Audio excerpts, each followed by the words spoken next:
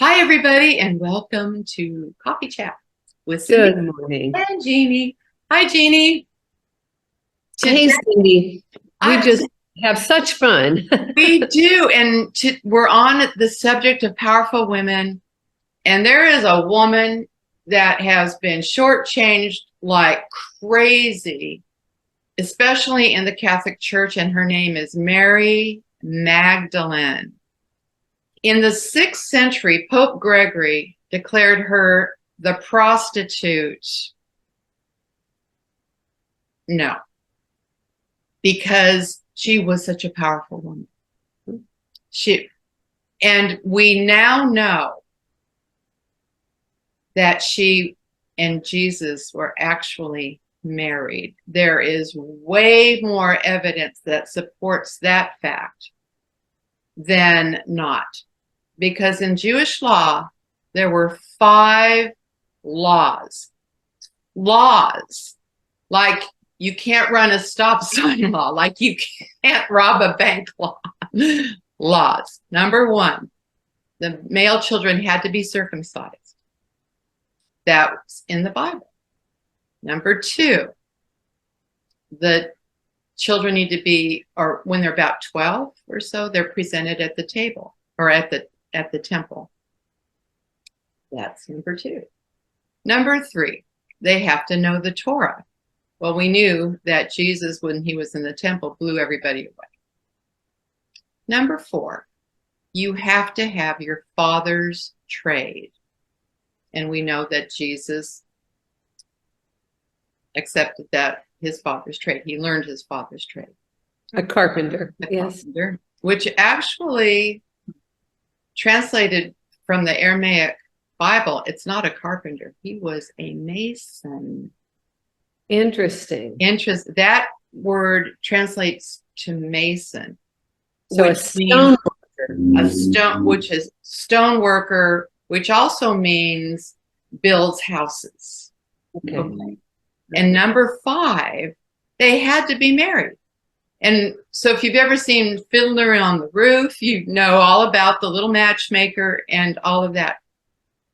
So when you read the Dead Sea Scrolls in the book of Philip, it talks about how Jesus kissed Mary Magdalene on the lips.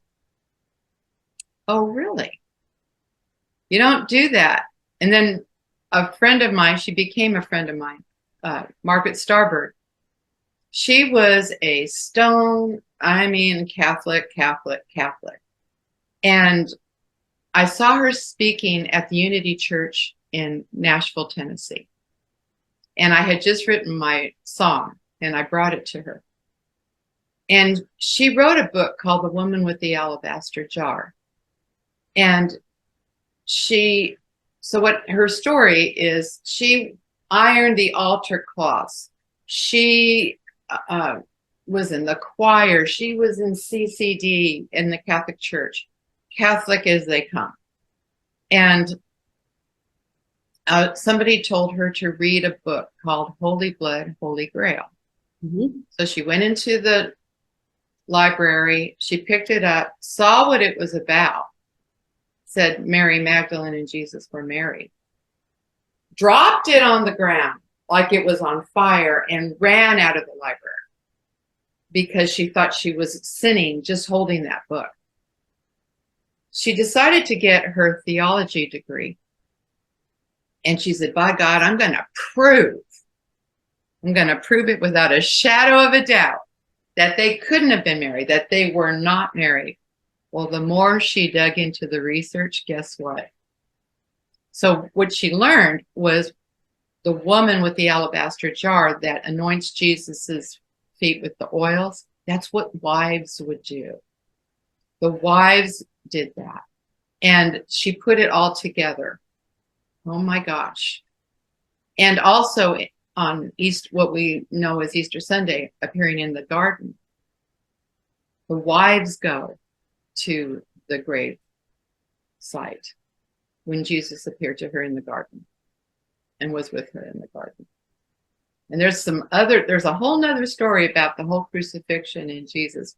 We Oh, won't yeah. get into that. Going to India and then in France. I mean, this is a big, big secret that, but going back to being married, the disciples were jealous of Yes.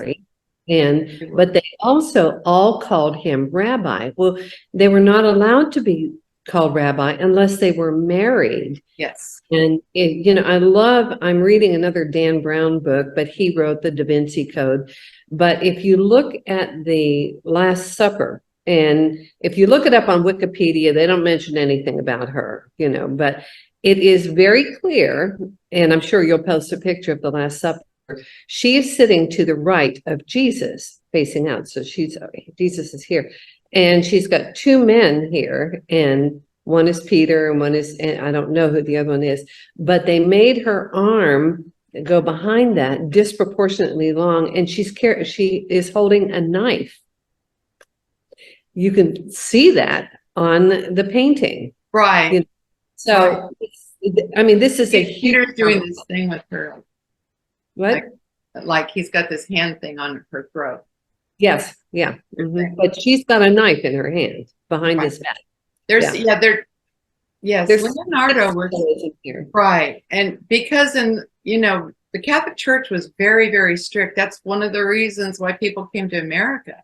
You had to believe what they told you. They put Galileo in jail when he said the sun was the center of our solar system. Copernicus, and I mean, it's like, hello. But you know what's important about this, Jeannie, is how we are so programmed and led to believe things, and how when we say that something or question something not to be true, and we can go down that road, which we won't, but how programmed are you? Are you open-minded enough to investigate this? Or are you going to say, oh, no, Jesus wasn't married. Oh, no, because that's what they want you to believe. Because I do want to interject something here. The priests in the early days were all married. Okay. There was nothing about celibacy and any of that. But what happened was the popes realized that these priests who had wives and children wanted to inherit the homes that they lived in and they were like, oh no, you don't have any of that. That belongs to the Catholic Church. So they outlawed marriage for the priests, and then they found that they were much easier to control if they were sexually frustrated.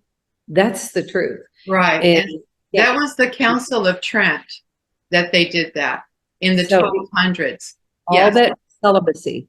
It is the way that the Catholic Church, and I heard one time that the perfect lie has enough truth woven through it. Oh, yeah. And I was raised Catholic, 12 years of Catholic education, and I started questioning things. When I heard this story of Mary Magdalene, and I'll tell you, it's on page 110. I even remember what page it was on. And I read in Dan Brown's book about, I felt so liberated. I said, yes. And I wrote a song about it. And the first thing I thought was, wow, what kind of a husband would Jesus be? What a beautiful role model for men. What kind of husband would he have been? Strong, compassionate, wise, tender, loving, those things, respectful.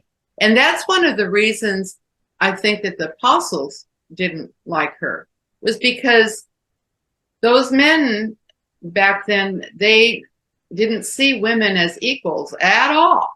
I'm just so delighted. We've talked about this for years off air, and keep saying, we're going to talk about this. We're going to talk about this. And guess what? Today's the day. So thank you so much, Cindy. I love you. I'm so grateful that we're having this conversation. And we invite people, open your minds, open your hearts, go to our website, beautifulnetworkofwomen.com. Just see what we're all about. We have so many good things for you. We've got retreats, we've got speakers clubs, we've got merchandise, like, nice things that you can get if you want. But more than that, you will find a sisterhood of spiritually minded women who just want to be respectful and to advocate other women. So I Exactly. thank you so much. I like to close with one other thought, Jeannie. If you think that this story is not true, how many things have you been told that you think are absolute? Because if you think something is absolute and you're not open-minded, that means you're programmed. You Right. are programmed. That's right. That's another talk we can have. Thank you so much. Bye-bye, y'all. We'll see you later. Bye-bye.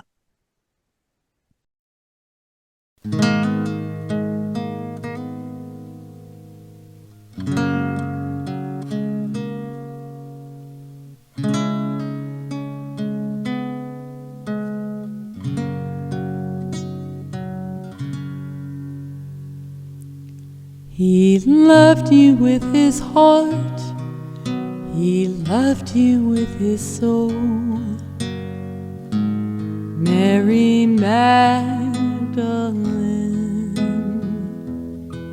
so beautiful and fair, your story never told. Mary Magdalene,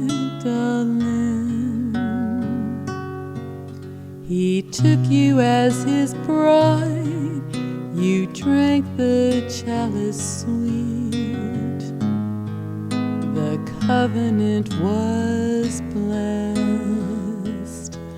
Forever by his side, you made his life complete, apart from all the rest.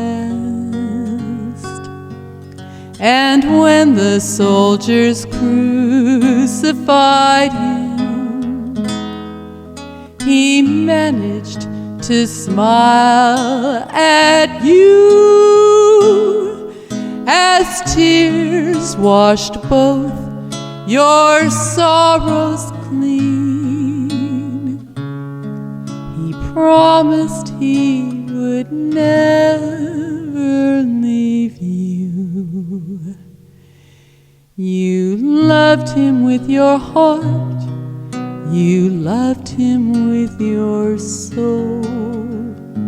Sacred Holy Grail, precious is your womb, beautiful the rose, Mary Magdalene. We honor you, the woman, though they try to bring you shame. We celebrate your quiet strength. We bless your holy name.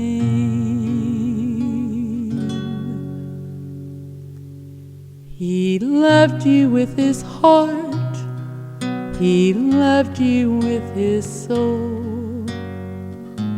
Mary Magdalene, beautiful and fair, your story now is told. Mary Magdalene.